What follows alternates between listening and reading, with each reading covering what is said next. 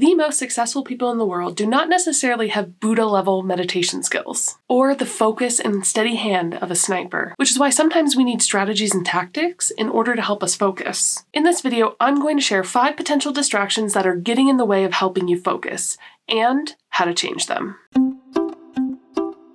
Hi, I'm Emma, and if you're new here, let me explain who I am and what I'm doing. I'm a global communications manager for an IT company in Paris. I also side hustle for about 10 hours a week for my dad's company in Canada, and I'm trying to grow my personal brand. First step with this YouTube channel, and then more to come. I did the math, and I spend a total of about 60 plus hours a week in front of my computer working. And somehow with all that, I managed to keep a decent social life, work out, go out with my wife, take my dog for long walks, and sleep about an average of 7 hours a night. All right, enough about me. So if you clicked on this video, it's probably because you're interested in learning about the distractions that could be getting in the way of you focusing. Now, why is focusing so important? Focusing can look like many things. It could be focusing on the conversation with a loved one or a friend to have that deep conversation. It could be learning a new skill and focusing on honing that and improving. Focusing can help with clarity and decision making, and of course, helping us reach our goals faster. So the first distraction that I'm going to talk about today is about setting boundaries and saying no. Now, I know that seems pretty obvious. If you watch my previous video about productivity, I spoke about getting clear on what matters, and that does mean saying no sometimes. I must say, I have recently become a master at saying no in many aspects of my life. But for the sake of being brief, saying no can look like many things. It could be saying no to the million notifications coming through our phone every day. It could be saying no to things that are outside of your scope of work within the corporate world. I mean, this may hurt sometimes, but to be honest, something I've learned is you are not paid to do someone else's job. It could look like saying no to a late night out with friends, because you have the intention of getting up the next morning to do something, and you don't want to risk it. Of course, we all know we need to get over the FOMO. All right, we're at the 2-minute mark of the video. If you've gone this far, feel free to like and subscribe. Now, part of this is setting boundaries as well. That goes for yourself and everyone around you. Personally, I know I function better when I go to bed at 10 and I have my alarm set for 6 a.m. So I've set that boundary. And doing that time and time again has allowed my friends to adapt and understand that I'm not the person that they make plans with at 9:30 at night. And of course, those around me who know me and adore me, they've accepted that. And the ones that don't get it, well, for me, honestly, well, sometimes those friendships don't last. Gotta be honest, I definitely have some female friends that struggle setting these boundaries in work, in life in general, with family. That's just because it makes things uncomfortable sometimes. Or the ultimate worst thing, disappointed somebody. But to be honest, maybe it's me or my 20 years of working for countless managers, sometimes good, sometimes bad.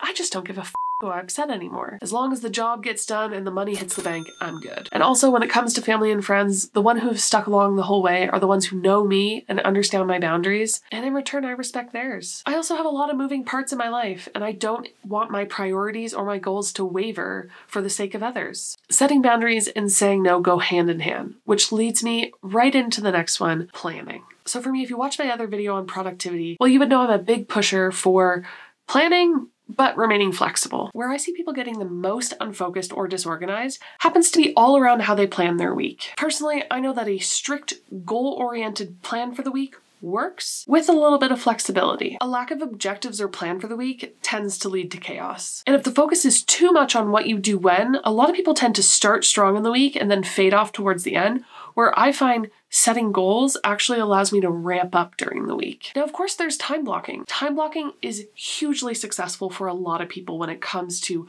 remaining focused and not getting distracted. It's kind of like boss level time management. Instead of just jotting down a long to-do list and going through it, it's actually about finding the time in your schedule when you're going to do these specific tasks. It's like putting appointments in your calendar for getting stuff done. And you're not just hoping that you get it done, you're like making a date with that task. Giving each thing VIP treatment one at a time without getting distracted. I personally kind of mix the two. I definitely time block and block out time for the times when I'm going to focus on certain projects. However, I still like to write stuff down and have that to-do list where I go in order of priority. So when it comes to planning, figure out what works for you, whether that be one time slot, one task, or a longer chunk of time for a specific family of tasks. For me, flexibility is moving those time blocks where I say I'm going to work on certain projects around a little bit, based on impromptu events. However, never wavering on my goals and my priorities. Now leading into the third one, which a lot of people struggle with, which is avoiding discomfort. It's completely natural to want to avoid discomfort. But for me, as somebody that is constantly pushing my limits and I love learning, of course,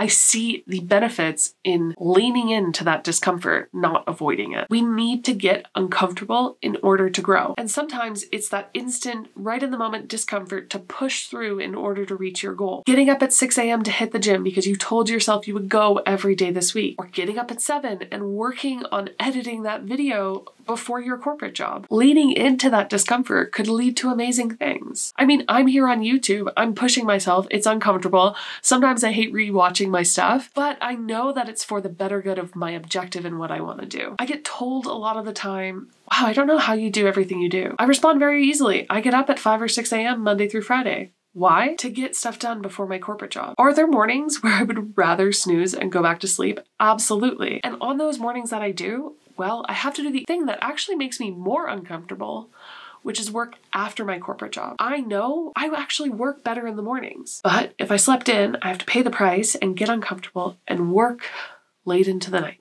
So for those looking to grow and focus, sometimes that requires to get uncomfortable. All right, now the fourth thing that is getting in the way of focus, which is decluttering your space and mind. I recently did a video all about environmental design within the book Atomic Habits by James Clear. What we can take from that is really using your space and setting it up for success. Having less distractions on the table in front of you, and the things that you truly need just within arm's reach. Now that's decluttering your space, and I believe that we can all agree that having a nice workspace leads to a little bit of a peace of mind when it comes to working. Now, when it comes to decluttering your mind, that can look different for everyone. I've done morning pages, I've done full to-do lists, I've done bullet journaling, but to be honest, I just keep coming back to the regular to-do list, which is every single morning when I open my laptop, the first thing I do before even diving into anything is I start to write the to-dos that are top of mind. I usually categorize them per project, corporate, personal, and then I dive into any emails and start adding to the to-do list as I go along. And just that act of getting everything up here onto paper is so helpful when it comes to focusing on my priorities for the day. Now, that's not to say that I don't track bigger projects in different ways. I'm definitely a big pusher of Notion.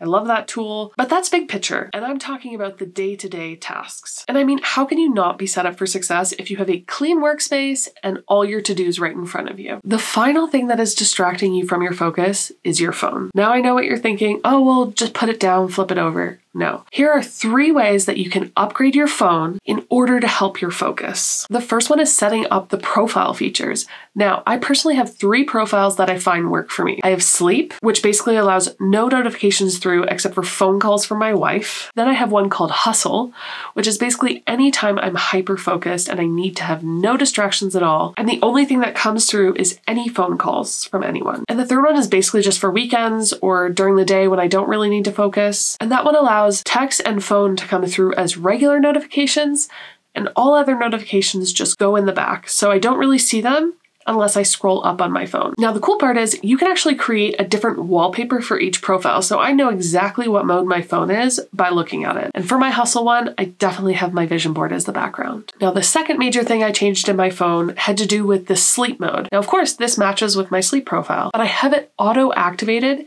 to start at 8:30 every night and not wake up until 6:30 the next morning. So my phone actually remains in sleep mode, usually about a half an hour after I wake up every day. So the only person that can get a hold of me between 9:30 and 6:30 is my wife. Now the final thing, and this is definitely pushing it and not for everyone, is I actually remove the color from my phone. I put my phone in grayscale. I did this about 3 months ago and it has been life altering. Now I have an iPhone, so I did set it up that if I triple click on the button, it will switch from grayscale to normal color. And this is just so that I can see a photo or sometimes check a YouTube short that I'm editing. Aside from that, my phone is in grayscale, I would say about 98% of the time. After about a month of getting used to that, honestly, when I flipped it back to color, I found it so overstimulating. I scroll less, I have less of a desire to sit on my phone because it's just less interesting. Again, not for everybody. I've had friends who have tried it and they definitely can't handle it. But if you can, give it a test and see if it works for you. All right, that's a wrap. Now, if you found these useful, feel free to leave me a comment below, or if you have an extra tip to share, you can share that too. Subscribe and see you soon.